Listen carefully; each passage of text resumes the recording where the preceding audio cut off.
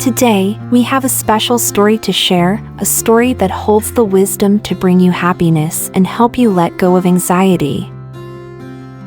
Sit back, relax, and let's embark on this inspiring journey together.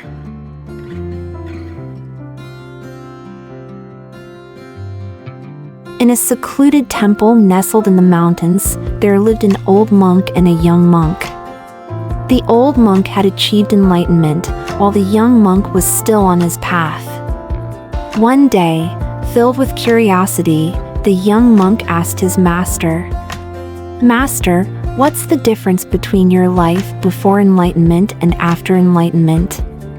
The old monk replied with a smile, "Before enlightenment, I went up the mountain to chop wood, cooked meals, and carried out my daily tasks. After enlightenment, I still go up the mountain to chop wood, cook meals, and carry out my daily tasks." The young monk, puzzled, asked, "But Master, isn't that the same? What's the difference?"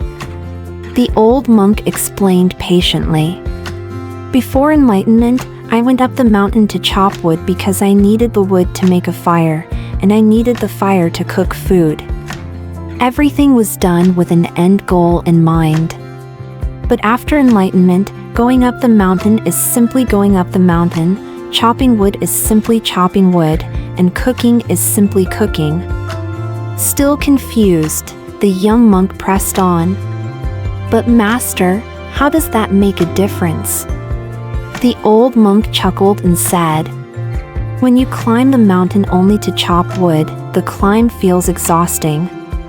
When you chop wood only to cook, the task feels burdensome.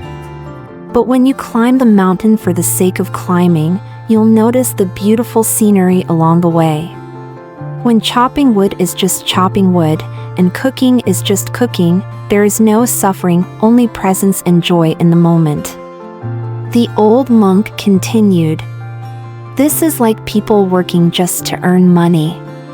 If your job is only a means to an end, the process will feel like endless hardship. But if you see your work as something you enjoy, something you love, there is no suffering, only fulfillment." He paused and added, "Think about it.